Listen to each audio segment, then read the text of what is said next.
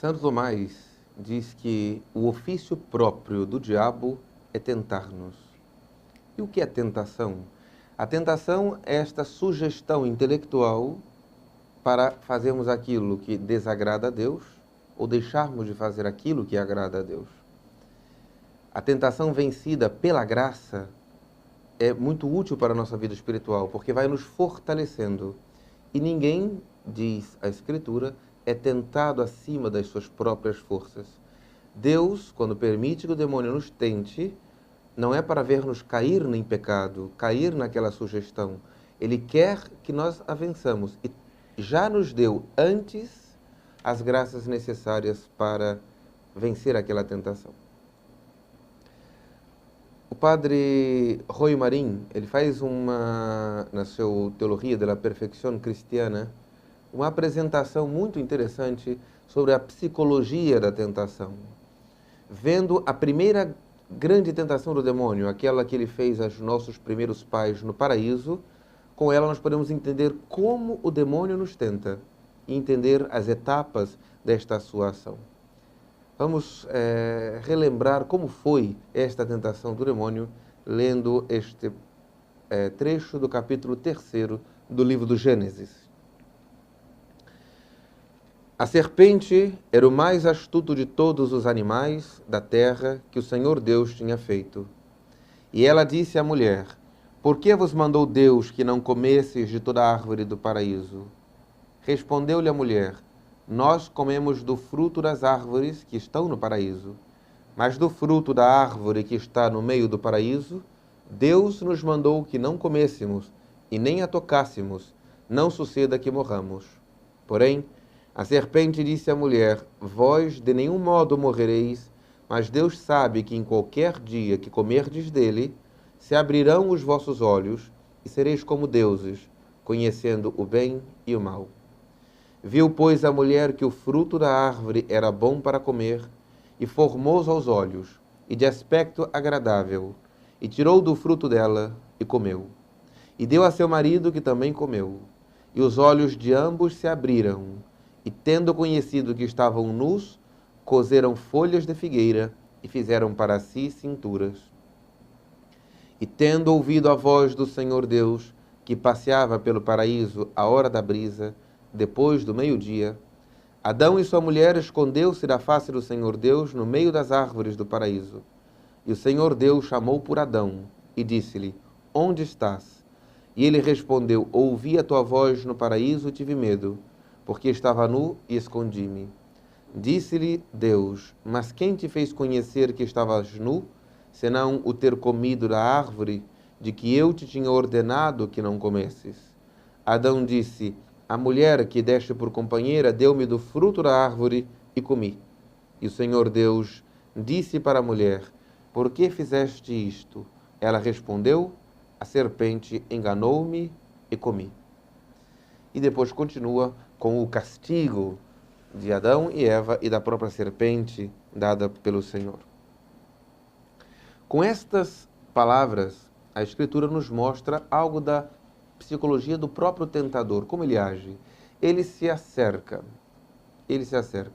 como se acercará de Nosso Senhor na tentação do deserto, e diz o São Lucas que o demônio se retirou para voltar no momento oportuno, ou seja, ele voltou para tentá-lo novamente na sua paixão. Isso significa que o demônio não fica ao nosso redor como se fosse um demônio da guarda. Nós temos um anjo da guarda, mas não temos um demônio da guarda. Não temos como aqueles desenhos, fica um diabinho, não. Ou seja, é óbvio que eles estão rugindo, como diz São Pedro na sua epístola, como um leão ao nosso redor. Mas não é que exatamente é sempre o mesmo que está ali. Uns vão e voltam, depende da vida espiritual da pessoa e da disposição da providência divina. E interessante é que a primeira insinuação do demônio é uma mentira. Ele diz assim a Eva: Por que vos mandou Deus que não comesseis de toda a árvore do paraíso? Na verdade, Deus havia permitido que Adão e Eva pudessem comer de todas as árvores do paraíso, exceto de uma, a árvore da ciência do bem e do mal. Mas o demônio diz, por que Deus proibiu de comer todas as árvores? Ele mente. Ele faz com que a única coisa que ele deseja neste momento é estabelecer um diálogo com Eva. Porque se nós entramos em diálogo com o demônio, vamos ceder, vamos cair. A inteligência angélica é muito maior do que a inteligência humana. A ideia que podemos colocar é como se fosse a de um malandro querendo aproveitar-se da inocência de uma moça que veio do interior morar numa cidade grande. A malandragem, as artimanhas que ele tem, são capazes de enganar uma incauta. Se nós travarmos diálogos com o demônio, nós cederemos, nós cairemos. E este é um fato. Então, a primeira coisa que o demônio faz é, ele lança uma mentira, uma ideia mentirosa, enganosa sobre Deus, por exemplo. Sobre o amor de Deus, sobre a bondade de Deus, sobre a felicidade. Nós somos criados para ser felizes. Por que Deus te proíbe de fazer o que você quer? Então Ele não te quer feliz. E assim sucessivamente, em tantos outros aspectos. Ele se apresenta com esta pergunta e logo em seguida Eva responde. Respondeu-lhe a mulher, nós comemos do fruto das árvores que estão no paraíso, mas do fruto da árvore que está no meio do paraíso, dela não comemos. Ou seja, começou o diálogo. Se a alma, aqui está o momento exato para vencer logo contra as tentações, é não dialogar com as tentações. Uma tentação contra a fé, uma tentação contra a fidelidade, uma tentação contra a santa pureza, uma tentação contra a confiança em Deus. Se nós dialogarmos, ou seja, ficarmos pensando, puxa, será que realmente Deus é tão bom assim? Será que Deus não esqueceu? Por que Deus e tal? Ou ficarmos imaginando, pensando naquele prazer sensual que está nos atraindo, a nossa carne, ou naquele ponto contra a nossa fé, que ouvimos no professor dentro da universidade, eu não sei onde, entrarmos em diálogo já significa ceder, cair, infelizmente. Temos que romper. É claro que a graça nos poderá ainda, em seguida, nos dar forças para vencer a tentação. Mas, normalmente, neste momento, é que se vence ou se perde. Então, nós temos que aprender na nossa vida espiritual a resistir logo de início na tentação do inimigo. Logo em seguida, vem a proposição direta do pecado. Primeiro, ele faz uma pergunta, uma insinuação enganosa, uma imagem, e depois é que vem a proposição direta. Porém, a serpente disse à mulher, vós de nenhum modo morrereis, mas Deus sabe que em qualquer dia que comerdes deste fruto, se abrirão os vossos olhos e sereis como deuses, conhecendo o bem e o mal. A proposição direta, ele está dizendo, Deus é um mentiroso. Sabe por que ele não quer que você coma? É porque vocês serão como deuses, vocês serão mais fortes do que ele. Vem a proposição direta. Então, a tentação, uma tentação impura, uma tentação de infidelidade no matrimônio ou contra a vocação, uma tentação contra a fé, contra o amor de Deus, contra a confiança em Deus, nunca vem direta, sobretudo nas almas piedosas. Porque o demônio, ele primeiro quer que a alma entre em diálogo com ele. E depois é que ele vem a tentação direta. Faz isso, faz aquilo. E a alma, como já entrou em diálogo, está enfraquecida. O demônio sempre apresenta um panorama assim deslumbrante. O pecado, antes de ser cometido, sempre aparece como algo maravilhoso, grandioso, sem o qual ninguém pode viver. É daquilo que depende a minha felicidade. Eu só posso ser feliz se eu tiver este prazer. Se eu rejeitar, se eu me vingar, se eu fizer tal coisa ou deixar de fazer outra, ser senhor de mim mesmo, ser Deus, conhecedor do bem e do mal. É fruto do ofício dele de tentador. Logo depois vem aquele estado de alma que é a vacilação. A alma vacila. Será? Não será? Vou? Não vou? Faço? Não faço? É um querer sem querer. Viu, pois, a mulher que a árvore, que o fruto da árvore era bom. Diz, viu, pois, a mulher que o fruto da árvore era bom para comer e formoso aos olhos. Ficou com apetite, com vontade e de aspecto agradável, e tirou do fruto dela e comeu. Aí vem o consentimento voluntário, é onde acontece o pecado. A tentação, como é uma sugestão para o pecado, ela não é pecado em si. O pecado não é sentir a tentação, porque a tentação pode vir do demônio, como vimos no relato bíblico, do mundo pelas suas seduções, pelo seu estilo de vida anticristão e da nossa própria carne ferida pelo pecado original. Sentir estes impulsos ao pecado ainda não é pecado enquanto não houver consentimento. Portanto, sentir a tentação não é pecado. Consentir na tentação é que é o pecado. E o consentimento voluntário está exatamente descrito nesse momento em que Eva retira da árvore e come. É o consentimento. E aí vem exatamente o primeiro fruto do pecado, a desilusão, o desespero. Porque aquele panorama maravilhoso que o demônio apresentava do pecado, na verdade, quando se prova, é um sabor amargo. A alma que ama a Deus, depois que peca, ela percebe que o estrago que fez. Aquele fruto não era agradável. Aquele fruto, na verdade, estava podre. Aquele fruto trouxe a morte, a vergonha, a humilhação. E onde está isso no relato bíblico?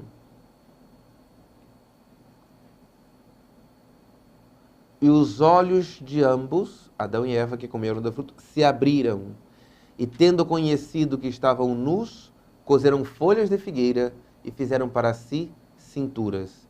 E tendo ouvido a voz do Senhor Deus, que passeava pelo paraíso à hora da brisa, depois do meio-dia, Adão e sua mulher escondeu-se da face do Senhor Deus no meio das árvores do paraíso. O fruto do pecado é a vergonha. A alma se esconde de Deus. É isso que o demônio quer. É isso que a alma percebe quando ela cai no pecado.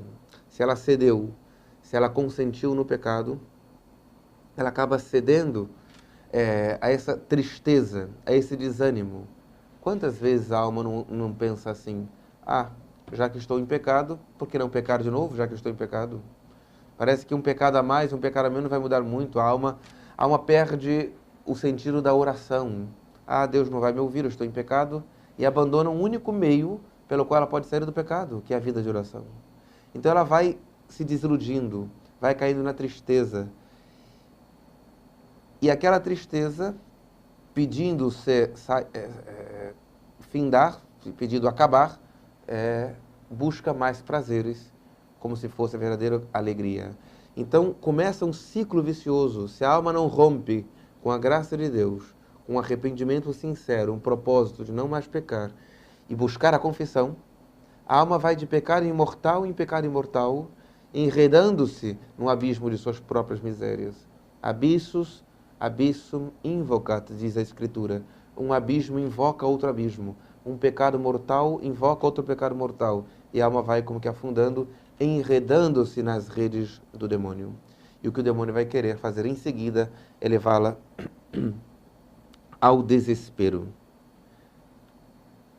e ao remorso.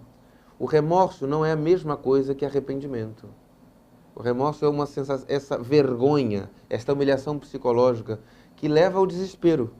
O arrependimento é uma dor pelo pecado cometido. É uma dor porque Deus, nosso Senhor, nosso maior bem, foi ofendido pelos nossos pecados. É uma dor de amor. E este arrependimento, quando sincero e perfeito, só pode ser fruto do Espírito Santo. Só pode ser ação do próprio Deus na alma. Por isso que o Concílio de Trento chega a dizer, solenemente e infalivelmente, que uma alma que tenha caído no pecado mortal, faça um ato perfeito de contrição, já recupera a graça, ainda que não possa comungar, enquanto não confessar-se com o sacerdote. Mas o Concílio de Trento define isso solenemente. A contrição perfeita, que para nós que conhecemos o sacramento da confissão, leva consigo o desejo de confessar-se o mais rápido possível, este ato já traz a graça. Porque ninguém pode fazer um ato perfeito de arrependimento, de dor dos seus pecados, com o propósito de não pecar mais, se não for pelo Espírito Santo.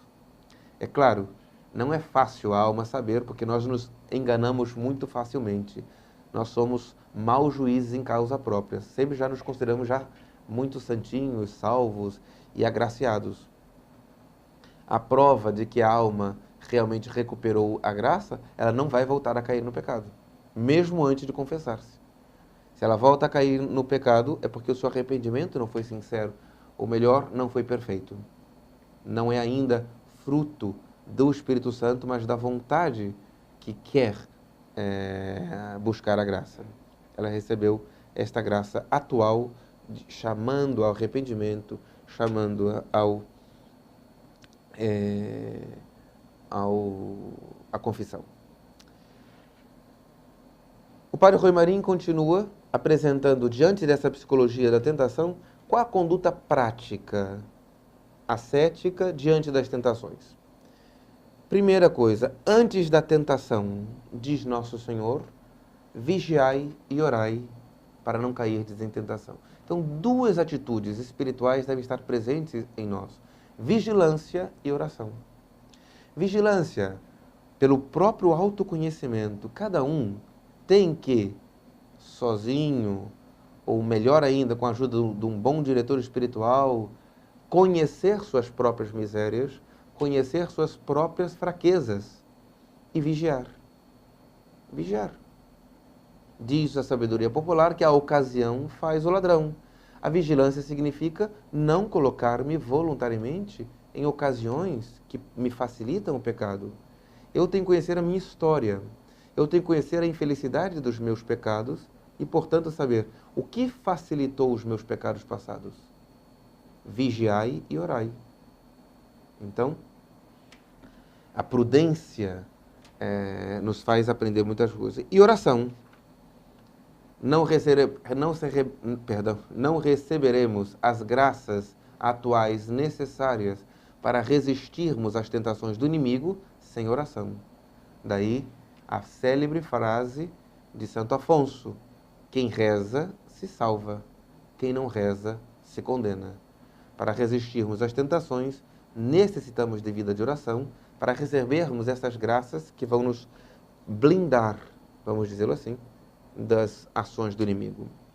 Durante a tentação, uma resistência direta, que é, em palavras de Santo Inácio de Loyola, o agere contra.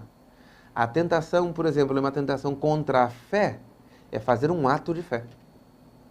A tentação é contra a caridade, é fazer um ato de caridade.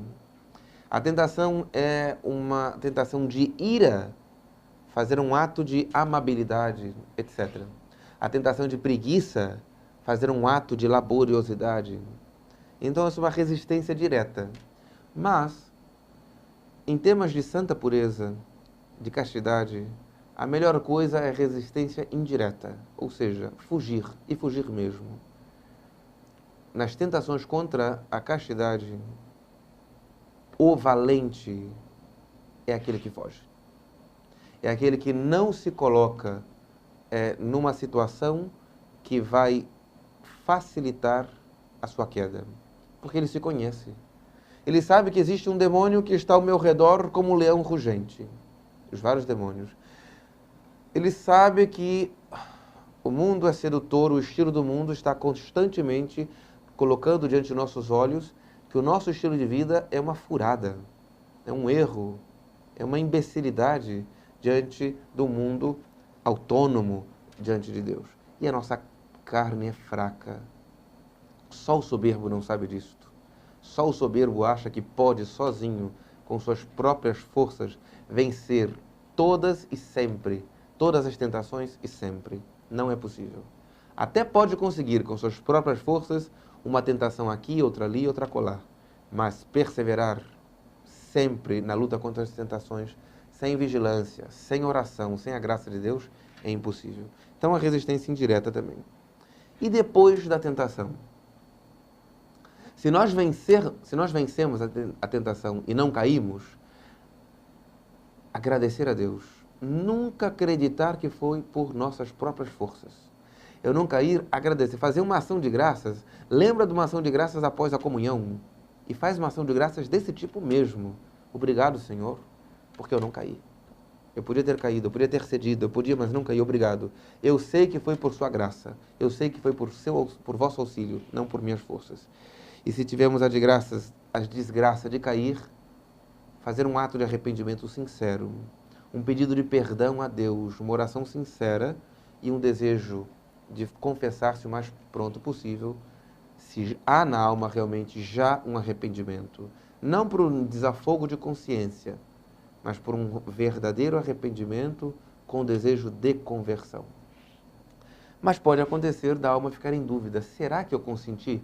Quando são, por exemplo, tentações internas, será que houve consentimento? Isso vai depender bastante do tipo de consciência.